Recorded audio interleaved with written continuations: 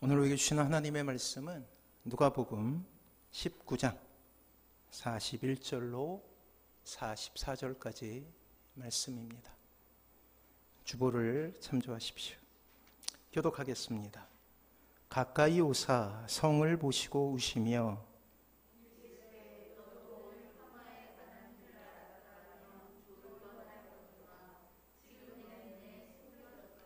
날이 이를지라 내 원수들이 토둔을 쌓고 너를 둘러 사면으로 가두고 또 너와 및 그 가운데에 있는 내 자식들을 땅에 맺히며 돌 하나도 돌 위에 남기지 아니하리니 이는 내가 보살핌 받는 날을 알지 못함을 인함이라.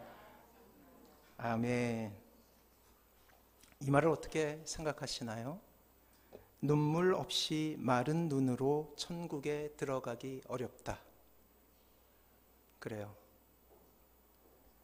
이 말을 하신 분은 하나님의 시대에 위대한 부흥을 이끌었던 스펄전이라는 그런 목사님의 이야기예요. 눈물 없이 하늘나라에 가기 어렵다.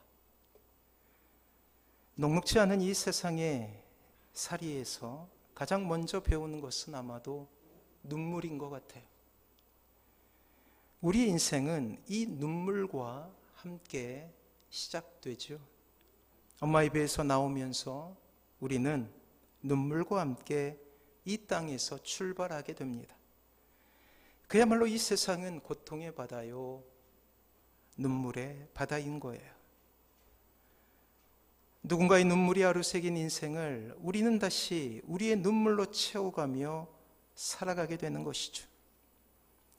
태어날 때 울면서 시작했다면 또한 마지막 우리의 영혼이 이 땅에서 끝나게 될 때 역시 우리는 수많은 사람들의 비통한 울음 가운데서 정든 세상을 등지고 영혼 속으로 들어가게 되는 거예요. 눈물로 점철된 인생, 그것이 우리의 인생이라는 거예요. 신자가 되어서도 여전히 눈물은 우리와 함께 합니다. 죄로 인한 눈물은 늘 죄와 싸우는 신자에게 천국까지 가는 그 순간까지 숙제이죠. 신자가 되어서도 죄를 지을 수 있다는 것, 또 그 죄 가운데 고통당할 수 있다라는 사실이 우리를 슬프게 하는 거예요. 또한 이 세상을 향한 중보의 눈물이 있죠. 어느새 이 땅은 하나님의 긍휼의 눈으로 보이기 시작해요. 신자에게. 신자는 기도하지 않을 수 없습니다. 아직도 주님을 알지 못하는 가족이 있기 때문이죠. 자녀들이 있기 때문이죠. 배우자 혹은 형제 자매들이 여전히 주님을 알지 못한다라는 사실 때문에 울컥하고 눈물이 쏟아질 때가 있다라는 거예요. 그리고 종류는 다르지만 2000년 전 그 초대교회에 있었던 그 핍박과 고난이 다른 양상으로 지금 신앙생활하고 있는 우리에게도 동일하게 임하게 된다라는 거예요. 그래요. 이 세상은 신자에게도 힘든 세상이죠. 그렇습니다. 신자가 기쁨을 잃어버리는 그 네 번째 이유는 우리가 흘리게 되는 눈물이에요. 성경은 신자의 슬픔이 더욱 깊어질 수 있음을 의미하며 눈물에서 한 발자국 더 나아간 정서에 대해서 이야기해요. 그것은 바로 애통이에요. 애통. 애통의 사전적인 의미는 슬피 울부짖는다라는 뜻인데 슬픔이 깊어져 아프다라는 거예요. 이게 슬픔이 깊어지다 보니까 그것이 통증이 되는 거예요. 예전에 우리의 조상들은 우리의 마음이 이 내장에 있다고 생각했어요. 그래서 그 마음 속에 통증이 느껴진다라는 거예요. 슬픔이 쌓이고 쌓이면 그것은 언제부터인가 우리에게 통증이 되는 것이죠. 그리고 눈물은 어느새 부르짖음이 되고 주체할 수 없는 아픔들이 우리에게 밀려오게 됩니다. 사랑하는 성도 여러분, 이 땅을 살아가며 우리가 받은 가장 큰 축복이 무엇일까요? 그것은 주님을 알게 된 것 아닙니까? 예수님 때문에 웃고 우리는 예수님 때문에 행복했죠.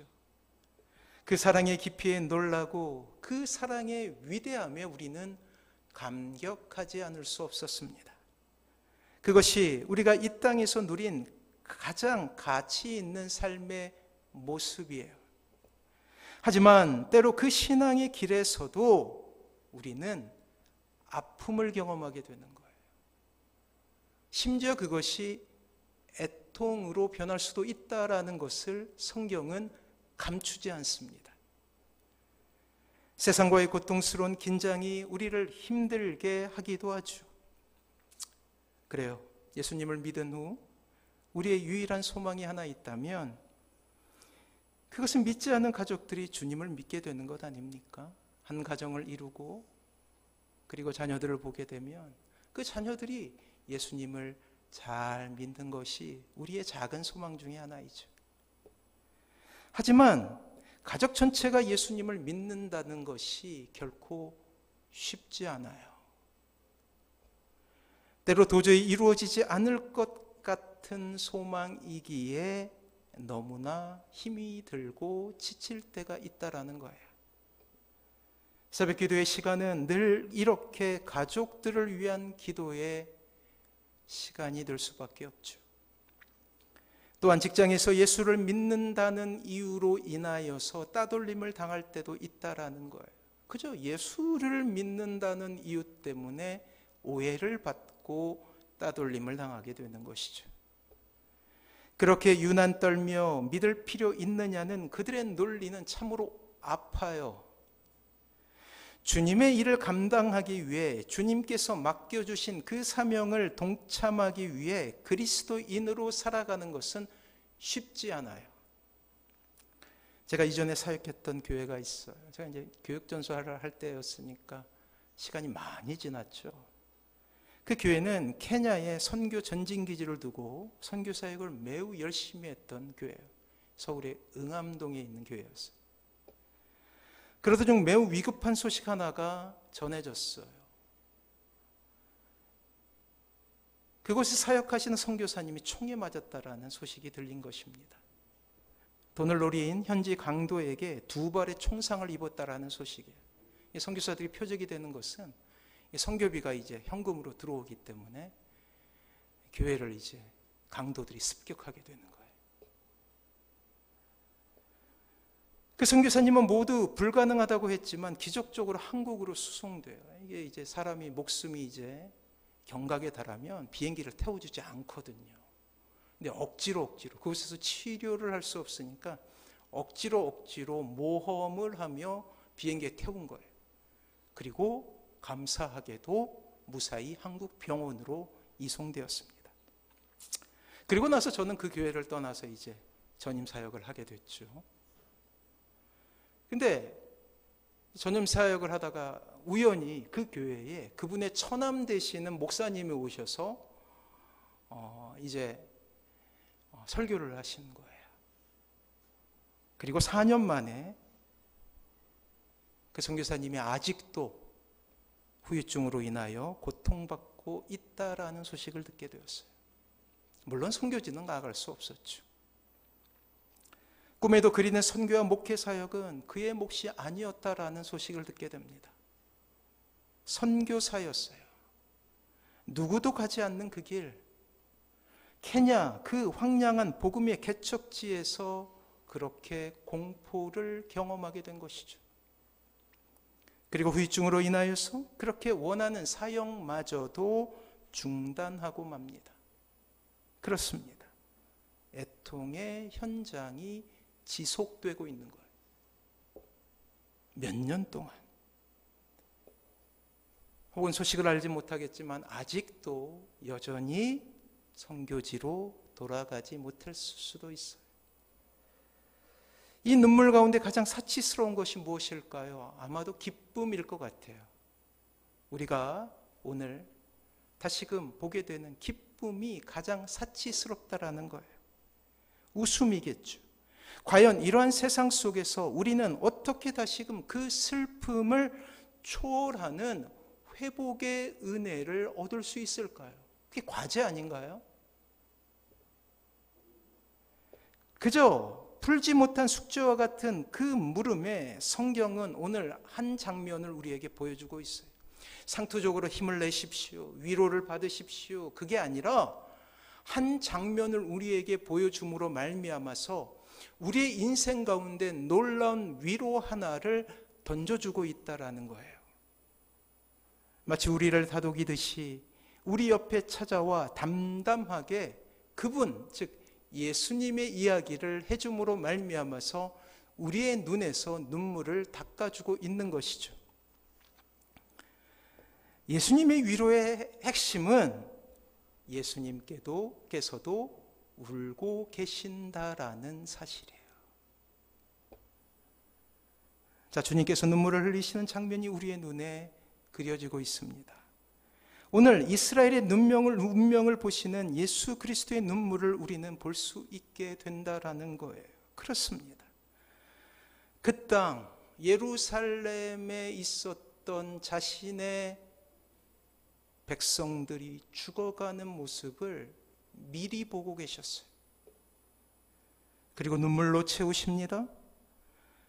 예수님은 예루살렘의 종말이 임하고 있음을 보셨기에 흐르는 눈물을 주체하실 수가 없어요. 그렇습니다.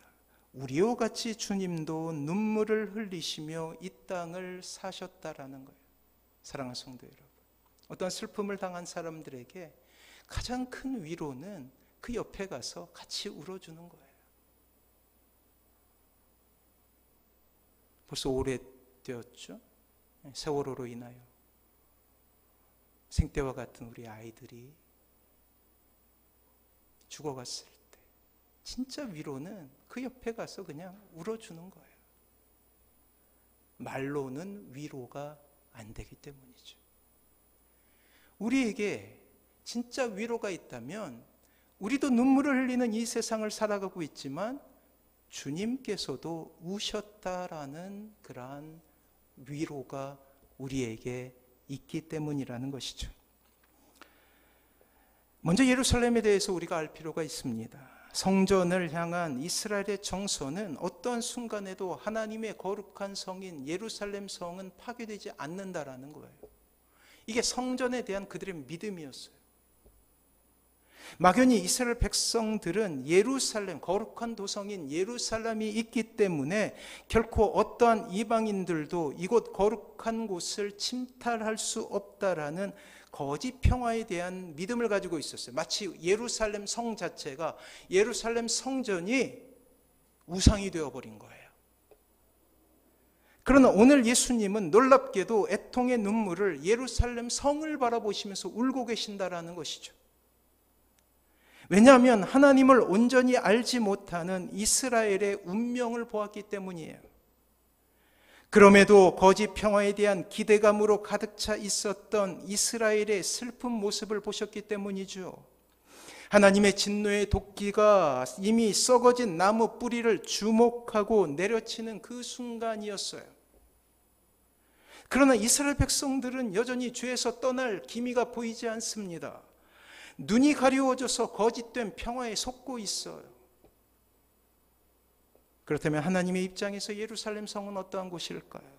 바로 인류 구원의 꿈이 담겨있는 거룩한 도성이에요. 하나님께도 예수님께도 이 예루살렘 성은 너무나 귀중한 곳이라는 거예요. 참혹한 죄악 가운데 구별한 도시이고 이 땅을 통하여 예수님의 구속의 역사를 이루려 하시는 하나님의 기대감이 깃든 도시라는 거예요. 그러나 이제 이 예루살렘은 멸망당하게 될 것입니다. 이것을 보시는 예수님의 마음은 무너져 내리고 있죠. 생생히 그려지는 그 참혹한 멸망이 예수님의 눈에만은 보이고 있는 거예요. 생생하게. 그리고 그 멸망을 보시면서 슬픔으로 꺼이꺼이 울고 계신다라는 거예요. 오늘 본문에 나와 있는 우시다라는 표현은 그냥 눈물을 흘리고 있는 것이 아니라 통곡을 하고 계셨다라는 거예요. 그리고 그 참혹한 현장에서 벌어지게 될 일을 그 자신의 입술을 통해서 이렇게 묘사하고 계십니다. 이것이 예수님의 눈에 보인 예루살렘 성의 모습이에요. 43절 44절 말씀 우리 같이 한번 읽어보도록 할게요. 같이 있습니다. 시작. 날이 이를지라 내 원수들이 토둔을 쌓고 너를 둘러 사면으로 가두고 또 너와 및 그 가운데 있는 내 자식들을 땅에 메어치며 돌 하나도 돌 위에 남기지 아니하리니 이는 내가 보살핌 받는 날을 알지 못함을 인함이니라 하시니라. 엄청난 일이 일어나죠. 돌 하나도 돌 위에 남아있지 않게 철저하게 파괴된다. 심지어 뭐라고 그래요? 내 자식들을 땅에 메어치며. 이러한 예언은 솔로몬이 성전을 건축한 뒤 하나님께 서원 기도한 이후에 이미 하나님께서 보여주신 약속의 말씀 속에 예루살렘 성이 멸망할 수도 있음에 대해서 이미 이스라엘 백성들이 알고 있었어요. 근데 헛된 믿음을 가지고 있었던 것이죠. 역대하 7장 19절 20절 말씀이 있어요. 주보 한번 보시면 이미 하나님께서 경고하셨어요. 같이 한번 읽어볼까요? 시작. 그러나 너희가 만일 돌아서서 내가 너희 앞에 둔 내 율례와 명령을 버리고 가서 다른 신들을 섬겨 그들을 경배하면 내가 너희에게 준 땅에서 그 뿌리를 뽑아내고 내 이름을 위하여 거룩하게 한 이 성전을 내 앞에서 버려 모든 민족 중에 속담거리와 이야깃거리가 되게 하리니. 그래요. 이미 약속하셨어요. 보여주셨어요. 하지만 이스라엘 백성들은 잊어버렸죠. 내가 예루살렘 성에 있으면 나는 안전할 거야. 예루살렘 도시만 있으면 우리 민족은 결코 망하지 않을 거야 라는 헛된 믿음을 가지고 있었다라는 거예요. 그러나 이제 돌이킬 수 없습니다. 주님께서 70년 전에 이미 그 모습을 보시고 울고 계셔요. 실제로 예루살렘과 그 성전은 주 70년 유대 독립전쟁이 실패로 돌아가고 나서 로마에 의해서 이루어지게 돼요. 공성전이 펼쳐지고 성벽은 돌 위에 돌 하나도 남기지 않은 채 철저하게 파괴됩니다. 많은 사람들이 죽게 돼요. 학살당하죠. 하나님의 도성 아닙니까? 하나님의 구속사의 꿈이 담겨져 있는 하나님께서 디자인하신 그런 도시예요. 하지만 이제 이곳 멸망으로 향하고 있었다라는 것이죠. 죄악이 하늘에 미치고 하나님의 진노는 예루살렘을 향하여서 있게 됩니다. 그리고 예루살렘을 바라보시며 주님은 참으로 참기 어려운 통곡의 소리로 이 예루살렘을 위해서 울고 계시는 거예요. 그 미래를 보시는 예수님의 예언의 능력은 철저하게 파괴되고 있는 신의 도성에 대한 안타까움으로 가득 차고 있었다라는 것이죠. 사랑하는 성도 여러분, 여기서 우리는 두 가지 예수님께서 예루살렘 성을 보면서 우실 수밖에 없는 이유에 대해서 알게 돼요. 첫째, 하나님의 꿈이 담겨져 있는 예루살렘에 대한 주님의 사랑이에요. 주님이 이 예루살렘을 사랑하고 계셨기 때문에 그렇습니다. 예수님은 절제하지 못하고 예루살렘의 멸망을 보시면서 우셨어요. 그 애통함이 샘솟듯이 주체할 수 없는 감정의 폭풍 속에 갇히게 됩니다. 별로 드러나지 않죠, 성경에. 이렇게 그냥 주체할 수 없을 정도의 감정의 폭풍을 성경은 별로 이야기하지 않아요. 이곳이 그랬고 또 성전에서 물건을 사고 파는 사람들을 향하여서 분노의 채찍질을 치실 때 또 그랬죠. 이것은 그만큼 주님의 사랑의 깊이가 깊었음을 우리에게 보여주고 있는 거예요. 사랑하는 성도 여러분, 이제 다시금 우리는 이 땅을 봐야 됩니다. 2000년 전의 예루살렘이 아니라 이 땅을 과연 하나님께서 어떻게 보시고 계시는가. 역시 죄악의 관영함은 극에 달했죠. 배륜과 폐악으로 가득한 이 세상에 소망은 사라진 듯 보여요. 불의한 위정자들의 잔혹함은 가난한 이들, 병든 사람들, 밟아도 아무 소리도 못하는 많은 이들에게 제왕과 같은 고난이 되고 있어요. 참으로 암담한 세상을 다시금 살아가고 있어요. 몇 달 만에 선진국에서 후진국이 되어버린 것 같아요. 사상 초유의 전염병이 이 세상을 다시금 덮고 있습니다. 젊은 사람들의 참담한 고백은 우리에게 또 다시금 들리죠. 3포 세대, 5포 세대, 7포 세대. 소망이 되어야 될 이 땅은 모든 것을 포기하여서 결국 꿈마저 포기한다라는 7포 세대를 우리의 젊은이들은 살아가고 있어요. 이 땅의 가장들의 아픔들을 우리는 보게 되지 않습니까? 의무가문 가슴을 불태우고 있지만 현실은 직장에서 내몰리는 그 절망의 눈물을 우리는 보게 돼요. 대기업에 다녀서 좋지만 50대 초반이면 이제 은퇴를 해야 돼요. 100세까지 이르는 세상인데 50대 초반에 은퇴를 하는 시대를 우리는 살아가고 있어요.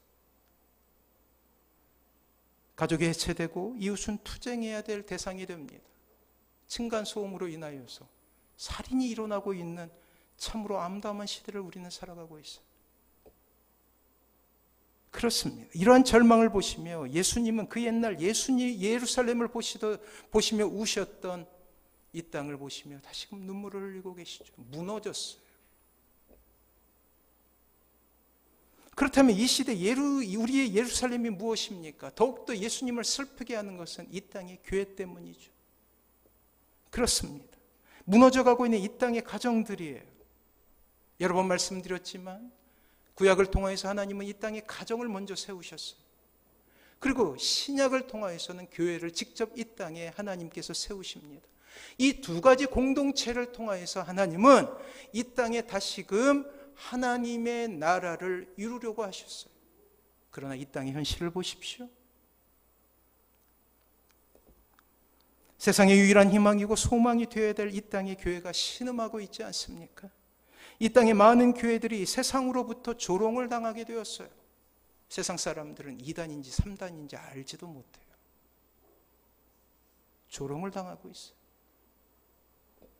교회에 더 이상 희망이 없다라고 공공연히 말하는 사람들이 있죠. 실제로 보면 많은 사건과 사고 때문에 교회는 그 위상이 상처를 입었고 세상의 치유자로서의 기능이 사라진 것처럼 보이죠. 사적 기업에서도 하지 않는 교회를 자식에게 물려주는 일들이 아직도 교회에는 일어나고 있어요. 참으로 부끄러운 일이 아닐 수 없습니다. 하나님 나라의 유전자를 가지고 하나님께서 구약의 시대에 직접 만드신 우리의 가정, 이 가정들이 파괴되고 있다는 거예요. 부모가 자식의 생명을 끊으며 자식이 부모를 해하는 참으로 안타까운 세상을 우리가 살아가고 있지요. 과연 이런 세상을 보시며 주님은 통곡하고 계시는 거예요. 통곡, 아파서 울고 계시는 거예요. 그렇습니다. 다시 한번 말씀드리지만 구약엔 가정을 그리고 신약엔 가정의 확장으로서의 교회를 하나님께서 직접 디자인하시고 건축하셨죠. 그 안에 천국이라는 아름다운 모형을 담고 꿈꾸십니다. 그리고 하나님 자신을 아빠라고 부르게 우리에게 은혜를 허락하셨어요. 그렇게 하나님의 나라가 이 땅에 이루어질 것을 소망하셨죠. 하지만 가정도 교회도 우리의 눈물의 이유도 우리의 애통의 이유도 이 가정 때문에 그리고 교회 때문에 우리는 울 수밖에 없는 세상을 살아가는 그야말로 예루살렘이에요. 예루살렘. 많은 교회 지도자들의 죄악은 그 정도를 지나치지 않았습니까?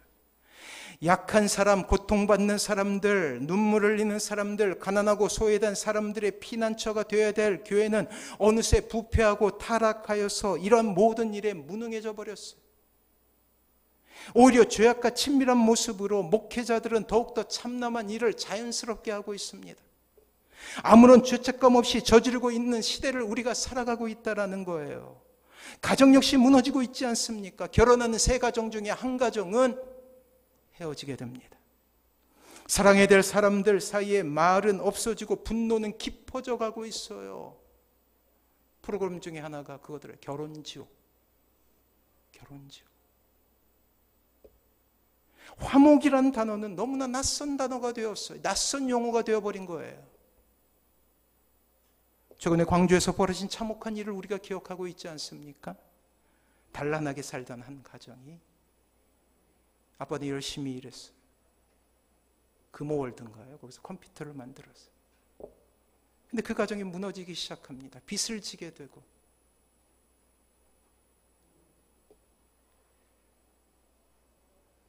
그리고 마지막 여행을 떠나죠. 완도로 차 하나를 렌트해서 마지막 여행을 떠나요. 며칠 동안 펜션에 있었는데 두문불출 나오질 않았어요. 휴양으로 놀러 간 것이 아니라 죽으려고 간 길이었기 때문에. 그리고 우리는 실종된 가족의 모습을 보게 됩니다. 조유나 양. 사진으로 보면 어리게 보이지만 5학년 정도 됐대요. 그리고 결국 실종된 뒤에 완도의 신지면 앞바다 깊은 물속에서 세 가족이 발견되게 됩니다. 가정 경제가 파괴되고 가정 역시 파괴된 눈물의 현장을 보게 되는 거예요. 선진국이라 그렇게 칭찬받던 나라에 일어났던 참혹한 일이에요. 그렇습니다. 이러한 시대의 아픔 가운데 성도라 할지라도 눈물 가운데 기쁨을 잃어버리게 되는 거예요. 주님은 애통하고 계시죠. 우리가 보게 되는 예수님의 두 번째 애통에 대한 이유는 이 땅에 멸망당하는 이들을 향한 주님의 마음 때문이에요. 이러한 구조적인 악 가운데서 많은 사람들이 죽어가고 있어요. 이 땅의 많은 이들은 지금도 멸망의 길을 가고 있지 않습니까? 더욱 안타까운 것은 예루살렘의 멸망을 당시 예루살렘에 살고 있었던 사람들이 몰랐다는 거예요. 이스라엘 백성들이 몰랐다는 거예요. 교회 지도자들이 몰랐다라는 거예요. 이 땅에 주님을 알지 못하는 많은 사람들 역시 알지 못했다라는 것입니다. 알지 못하고 멸망을 맞이하게 되었다라는 거예요. 사랑하는 성도 여러분, 그 심판의 날은 2000년이 지난 이 시대, 제가 누누이 말씀드리지만 마지막 시대라고 그랬어요. 쉽게 표현한 말세라고 하죠. 말세의 마지막 주자 아닙니까 우리가? 호련히 오게 될 거예요. 아무도 모르는 가운데. 그것으로 인하여 많은 이들은 상상하지도 못한 고통 가운데 있게 될 것이, 그러나 모든 일을 사람들이 결코 알려고도 또한 알지도 못하는 상황 속에 이루어진다라는 거예요. 외치는 사람의 목소리는 있어도 듣는 사람이 없다라는 거예요. 그렇게 이 땅에 남아있는 주님의 순결한 주의 백성들은 예수님께서 품으셨던 안타까움을 가지고 지금 이 시대를, 이 땅의 무지한 백성들의 모습을 봐야 된다는 것이죠. 여러 번 말씀드리지 않습니까? 이 땅의 지구의 온도가 1.5도가 이제 올라가게 되면, 지금 유럽의 온도가 39도, 40도 막 올라간다고 얘기를 들으셨나요? 1.5도가 넘게 되면, 그 경계가 넘게 되면 인간의 과학으로는 통제가 안 된다라는 거예요. 그 기점이 40년이에요. 2040년. 종말이죠, 종말. 사랑하는 성도 여러분, 근데 알지 못하는 거예요. 거부하는 거예요. 모른 척하는 거예요. 나에게는 그 시간이 오지 않을 거야 라는 마음을 가지고 살아가는 것입니다. 왜요? 예전처럼 절박한 마음이 없어요. 물질적으로 풍성한 시대를 살아가고 있기 때문에 예수님을 찾지 않아도 된다라는 마음이 우리 속에 있다라는 거예요. 그러나 다시 한번 말씀드리지만 우리는 마지막 시대를 살아가는 사람입니다. 그렇게 우리의 전도의 작은 외침 하나는 결코 그냥 소멸하는 불이 될 수 없습니다. 우리가 전하는 복음의 소리는 언젠가 이 땅을 향한 하나님의 울림이 될 거예요. 세상 속에 드러나게 될 것입니다. 아직도 하나님의 관심은 잃어버린 양들에게 가득 차 있기 때문이에요. 99마리 양을 초원에 풀어두고 한 마리 어린 양을 찾아가시는 주님의 수고와 애씀을 우리는 봐야 된다라는 것이죠. 그렇게 우리의 외침은 적어도 사랑하는 가족들에게, 자녀들에게 예수 그리스도를 믿으라는 이 소망의 말로 시작되어야 된다라는 거예요. 사랑하는 성도 여러분, 다음 주에 우리가 좀 더 자세히 알아보겠지만 주님을 알지 못하는 가족이 있다는 것 참으로 괴롭고 슬픈 일이죠. 저에게도 있어요. 세 형제 자매가 있는데 아들 둘, 딸 하나. 둘째가 예수님을 믿지 않거든요. 100가지 즐거운 일이 있다 하더라도 갑자기 주님을 알지 못하는 사랑하는 누군가가 있다라는 사실을 깨닫게 되면 즐거운 모든 이유들은 어느새 사라지게 되는 거예요. 결코 쉽지 않은 가정에 복음화라는 과제는 점점 더 어렵게 여겨진다라는 것이죠. 그렇습니다. 우리는 다시 주님처럼 애통함으로 가정을 볼 수밖에 없어요. 하지만 기억하십니까? 우리 역시 그러한 사람이었잖아요. 어쩌다가 주님을 믿게 됐어요. 우리 역시 완고한 사람이었고 우리 역시 다른 사람의 말에 귀를 기울이는 사람이 아니었죠. 고통 중에도 고통을 못 느끼며 죄악 중에도 그 엄중한 심판의 목소리를 들으려고 했던 사람이 아닙니다. 그러나 놀랍게도 하나님은 우리를 오래 참으시는 사랑으로 끝까지 우리를 품어주시는 거예요. 제가 요즘에 땅밟기를 하면서 기도하는 것이 있어요. 그게 뭐냐면 하나님께서 그들을 찾아가 주셔서, 저는 못 들어가지만 그 아파트, 그 직장에 찾아가 주셔서 설복해달라는 거예요. 말씀으로 복종시켜달라는 거예요. 우리 역시 그렇게 말을 듣지 않는 사람 아니었습니까? 그럼에도 불구하고 하나님께서 사랑하셔서 끝까지 우리를 놓지 않으시고 지금 이 자리에서 예배하게 만드시고 하나님의 말씀을 듣게 하셨다라는 거예요. 우리가 뭐 잘한 것이 있어서가 아니죠. 그렇게 우리가 지내는 이 시간은 주님을 알지 못하는 영혼들을 향한 뜨거운 기도가 있어야 합니다.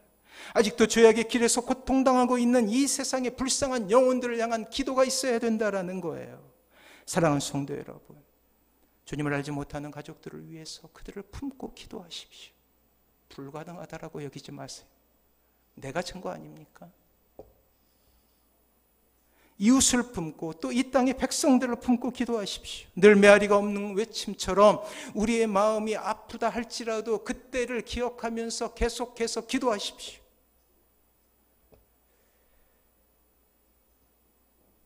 주님의 긍휼한 마음을 품고 가족을 위하여, 세상을 위하여 중보의 자리에 우리가 다시금 서야 된다라는 것입니다. 사랑하는 성도 여러분, 이 애통의 현장에서 과연 우리는 기쁨을 회복할 수 있을까요? 성경은 그렇다라고 말씀하셔요. 그 모든 애통을 넘어서 참된 위로가 우리에게 있다라고 그렇게 이야기합니다. 그것은 바로 주님께서 이 땅의 신자들의 애통을 들으시고 같이 울고 계신다라는 놀라운 소식에 있다라는 거예요. 사랑하는 성도 여러분, 주님의 사랑을 여러 가지로 표현할 수 있으나 그 중에 저의 마음을 울리는 주님의 사랑이 있어요. 그것은 긍휼이라는 사랑이에요. 이 긍휼이라는 사랑은 좀 독특한데 뭐냐면 고통받는 자의 마음 가운데 서서 그들을 이해하는 거예요. 가족을 잃은 그러한 사람이 있다면 내 가족이 잃었다 생각하고 그들을 위로하는 거예요. 아픔이 전해지겠죠. 놀랍게도 주님은 이러한 긍휼의 사랑에 탁월하신 분이십니다. 왜요? 성육신 하셨잖아요. 그냥 하늘에서 보고 우리를 사랑한다 말씀하시는 분이 아니에요. 우리의 고통의 현장, 고통의 자리, 고통의 학교, 고통의 직장, 고통의 가정 속에 오셔서 직접 그 모든 고통들을 체험하신 분이에요. 그리고 그 마지막 주님의 끝은 골고다 해골의 언덕 그 끝 십자가였죠. 가장 인간의 고통이 극심한 형벌을 선택하셔서 그것으로 말미암아서 인간이 경험하게 되는 가장 큰 고통을 직접 경험하신 거예요. 멀리서 사랑한다 말로만 하신 분이 아니라 우리의 인생 골짜기, 눈물 골짜기에 찾아오셔서 우리를 느끼시고 우리의 고통을 체험하시고 체득하시고 우리를 사랑한다 말씀하시고, 히브리서 2장 18절 말씀이에요. 주보에 있습니다. 같이 한번 읽어볼게요. 시작. 그가 시험을 받아 고난을 당하셨은즉 시험 받는 자들을 능히 도우실 수 있느니라. 그래요. 성경의 기자가 그것을 깨달았어요. 아, 주님께서 우리와 동일한 고통을 여기심으로 내 아픔을 알고 계시는구나. 그래서 나를 위해 울고 계시는구나. 그것을 깨닫게 되었다라는 거예요. 사랑하는 성도 여러분, 우리의 살 길이 어디 있을까요? 우리의 눈물의 의미를 아시고 우리의 삶 가운데 동참하시고 결국 가장 좋은 것으로 채우시며 합력하여 선을 이루시는 주님께 있지 않을까요? 주님을 바라보십시오. 이 시간 주님 여러분들을 만나 주셨고 다시금 애통한 마음을 씻겨주실 거예요. 주님의 사랑 안에 있을 때 우리는 안전합니다. 악한 영은 더 이상 이 세상을 침노할 수 없어요. 우리의 마음을 괴롭히는 우울감은 사라지게 될 거예요. 우리의 인생의 여러 가지 좌절은 더욱 우리를 성숙하게 하는 놀라운 이유가 될 것입니다. 왜 그렇습니까? 주님 우리를 위해 눈물을 흘리고 계시는 거예요. 고독할 때, 아플 때 나만 울고 있는 것이 아니라 주님도 울고 계신 거예요. 힘들고 어렵지만 우리는 주님을 만날 그 영원한 나라를 소망하고 이 시간을 살아야 최선을 다해야 합니다. 믿지 않는 가족들을 위해서, 자녀들을 위해서 기도해야 돼요. 주님께 돌아오길. 마지막 시대 아니에요. 말세 아니에요. 진짜 중요한 것은 이것 아닙니까? 영원히 사는 것. 전날에 산 위에서 주님은 제자들에게 마태복음 5장 4절의 말씀으로 위로하신 적이 있어요. 여러분들을 향한 하나님의 위로하심이에요. 들어보세요. 애통한 자는 복이 있나니 저희가 위로를 받을 것이며. 이렇게 힘들지만 한 걸음 한 걸음 나아갈 때 우리는 다시금 기쁨을 회복할 수 있게 될 것입니다. 포기하지 마십시오. 저도 포기하지 않습니다. 이 땅의 빛가람 교회라는 교회를 하나님께서 주셨죠. 분명히 저는 알고 있습니다. 이 교회를 통하여서 마지막 시대에 하나님의 울림이 있는 그러한 마지막 주자들이 있게 될 거예요. 동참하십시오. 하나님의 은혜 가운데 서십시오. 우리에게 기쁨을 허락하실